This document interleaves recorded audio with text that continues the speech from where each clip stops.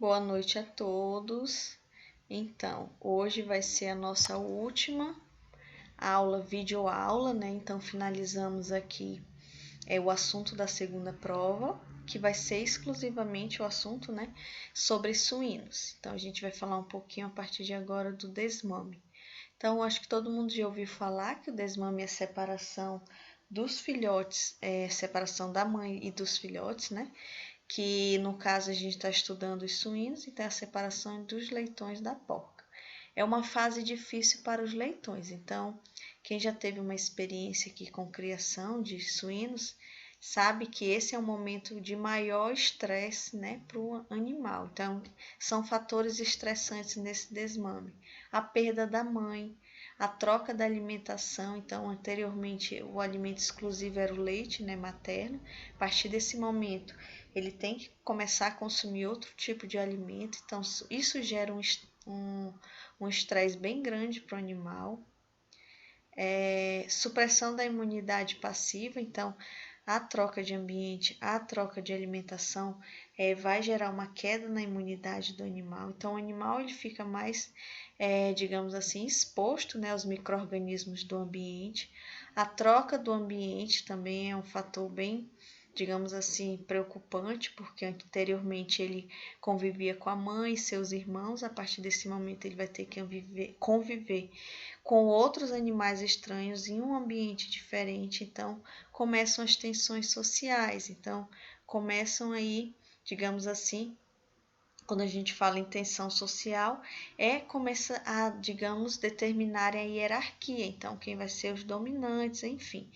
Dificuldade de adaptação aos coxos e bebedouros, então lembrando que ele começa, o animal vai ter que se adaptar a partir de agora a comer em coxos e bebedouros.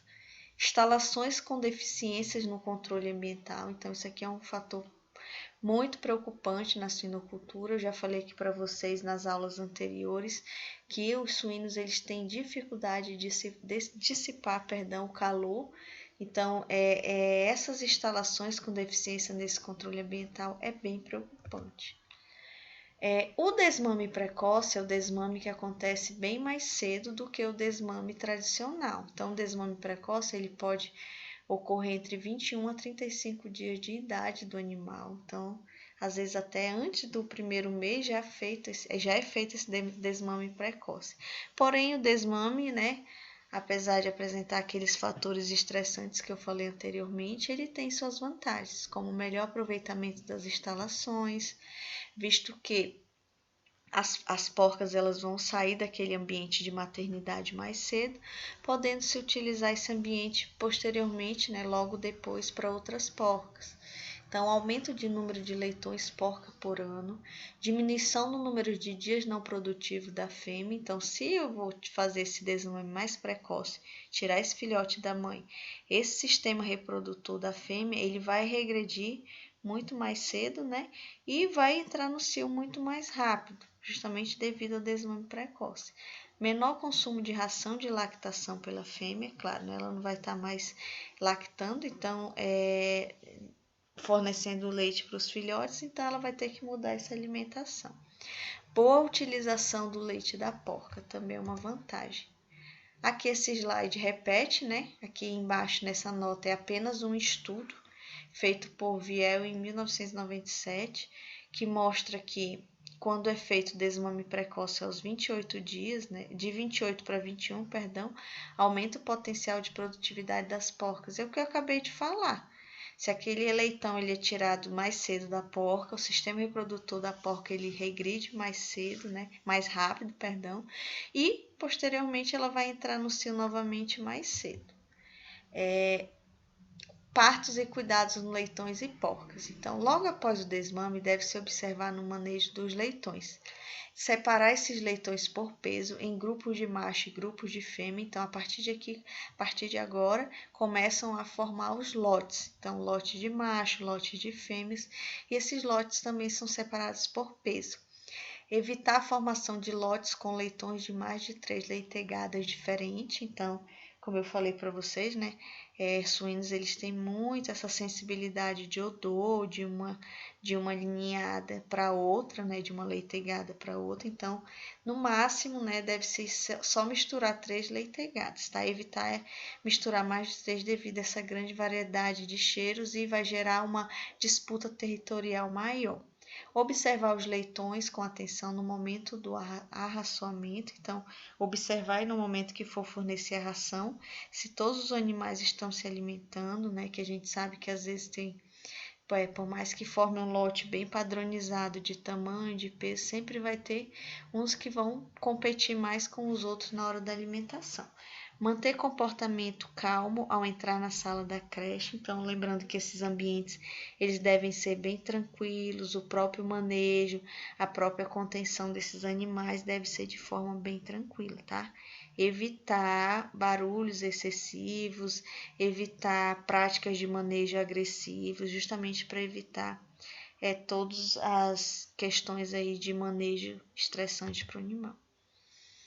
Quais são as vantagens do desmame precoce segregado? Então, tem um alto nível de saúde dos animais após o desmame, a partir de um plantel contaminado, né?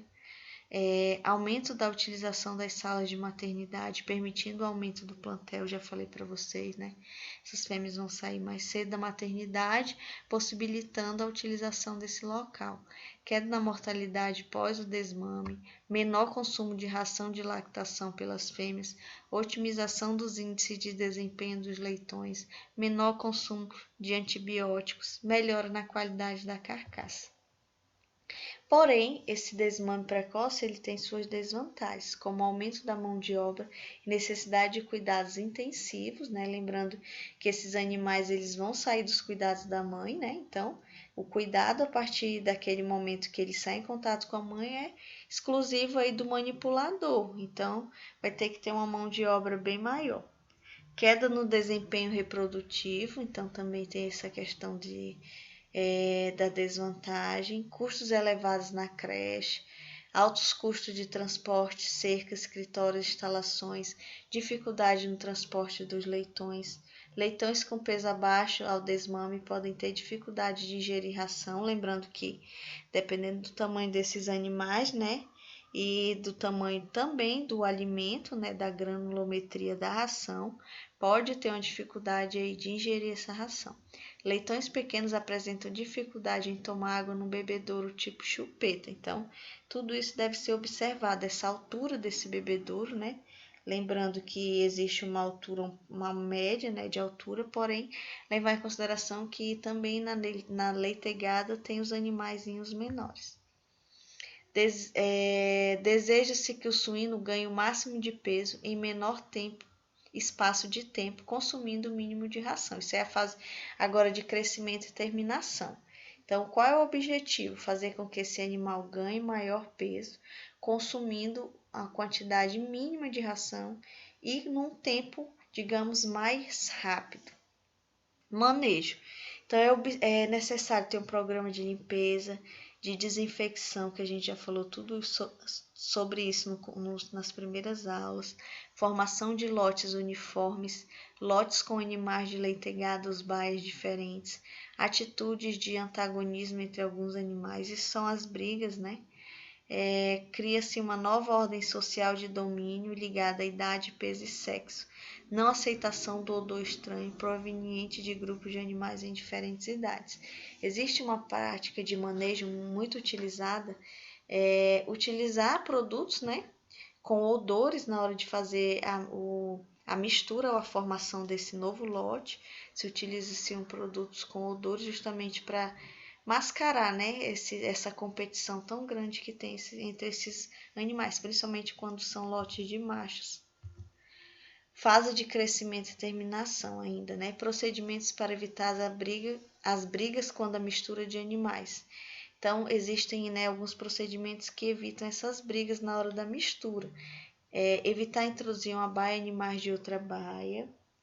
Transferir os lotes para animais nas horas mais frescas do dia. Então, isso também é importante, fazer essa formação desse lote ou mudança de baia nos horários mais frescos do dia.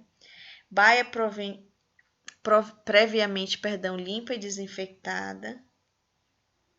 Pulverizar os animais com uma solução de produtos odorizantes, que eu acabei de falar. É muito utilizada essa prática de manejo para mascarar esses odores diferentes, tá? Aplicação via intramuscular de azaperone, né, constituinte uma opção eficaz para evitar brigas. Então, assim, existem várias práticas de manejo que evitam que esses animais se estressem muito e comecem a brigar na hora de misturar esses lotes. Então, o número de animais por baia vai depender muito do tipo de instalação, da temperatura do ambiente, da idade desses animais e do manejo da ração. Recomenda-se um número de animais por baia entre 7 a 30 animais. Mas é claro, gente, vai depender muito do tamanho, tá? Da área geral desse ambiente. Ao formar os lotes, deve-se levar em consideração que os lotes devem ser homogêneos em idade e peso. Quanto menor o lote, melhor será a condição para um bom manejo, óbvio, né? Nos períodos quentes, grupos menores se desenvolvem mais rapidamente. Observa-se um aumento no número de animais por baia, leve diminuição do GPD e melhora da conversão alimentar. Desculpa, gente, é leve diminuição do ganho de peso diário e melhora na conversão alimentar. A uniformidade do lote relaciona-se com a forma de raçoamento, já falei para vocês, né? Então é importante essa forma que a ração é oferecida, os horários, a quantidade, ver se todos estão comendo de forma igual, o tamanho desses coxos, enfim. Para criações que alimentam os animais à vontade, manter os suínos em grupo de 20 a 30 animais, e para as criações de sistema de alimentação controlada, em grupos de 10 animais, não devendo passar de 20. Oxe, acho que deu um problema aqui. Opa, erro de gravação. Espera aí só um pouquinho, tá, gente? Não sei por que deu um problema aqui. Deixa eu ver se eu resolvo.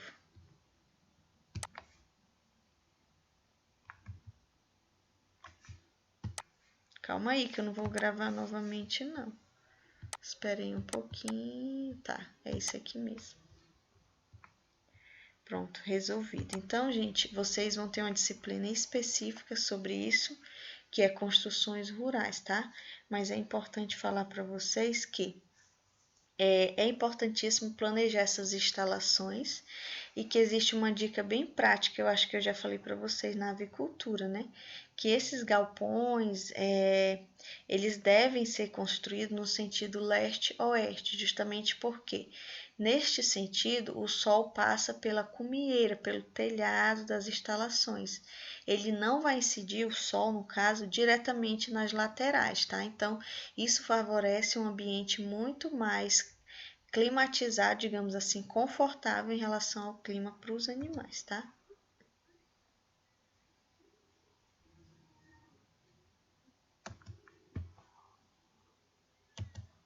Tá difícil aqui. Tá, uma observação importante, né, que essas instalações, ela deve ter um distanciamento de uma entre a outra, justamente para favorecer a ventilação desses prédios, tá? Lembrando-se sempre desse probleminha que o suíno tem em relação a dissipar o calor. Então, as instalações ao redor dos prédios devem ter grama, justamente para favorecer esse ambiente, né? Muito mais climatizado, respeitar o espaçamento mínimo de animal dentro dessas instalações, porcas, lote de 5 a 10 animais em baias de pré-cobrição, perto dos machos, com espaçamento mínimo de 3 metros por porca. Temperatura do ambiente não deve ser inferior a 26 graus. Essa temperatura ela tem que ser inferior, mas lembrando que nas condições aqui do estado, né, por isso que é tão difícil a criação dos suínos aqui, porque tem que ter um ambiente climatizado para ele desenvolver todo o seu desempenho produtivo. A creche, acondicionar os animais em espaçamento está faltando um A, mínimo de 0,5 metros por leitões nas baias suspensas e 0,4 metros quadrados por leitões para demais tipos de baia, certo? Que são algumas recomendações. Lembrando que vocês vão estudar detalhadamente as instalações quando vocês cursarem a disciplina de construções rurais. Aqui mais ou menos mostrando a altura do telhado, né? Também não vou entrar em detalhes do tipo de instalações, do tipo de cobertura, tá? Só para vocês terem uma ideia. Aqui vocês conseguem observar as células paredeiras, né? Hoje em dia, com a questão do bem-estar, essas celas ou gaiolas paredeiras, elas estão caindo em desuso, porque é um ambiente bem estressante para o animal. Se vocês observarem, a porca ela não consegue virar, ela só consegue ficar em pé e deitar, né? Ela não consegue virar, justamente porque é bem apertado.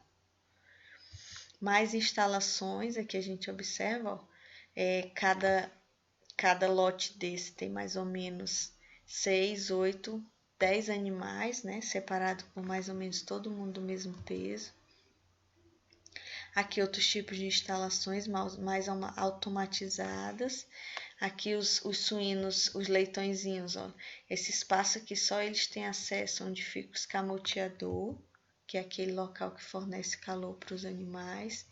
Aqui os bebedouros, né? A gente observa aqui um comedouro e um bebedouro. Não é muito indicado, tá, gente? O bebedouro acima do comedouro, justamente porque se cair água aqui, pode fermentar essa ração. Agora sim, ó, a estrutura de bebedouro. Aqui também as fossas, né? De tratamento para os resíduos dessa suinocultura. É bem comum a gente encontrar nessa suinocultura, principalmente hoje nessa questão de meio ambiente aí, se utiliza bastante produção de biogás, né, a partir dos sedimentos das suinoculturas. Em relação ao manejo nutricional dos animais, vou falar aqui uma forma bem rápida, né?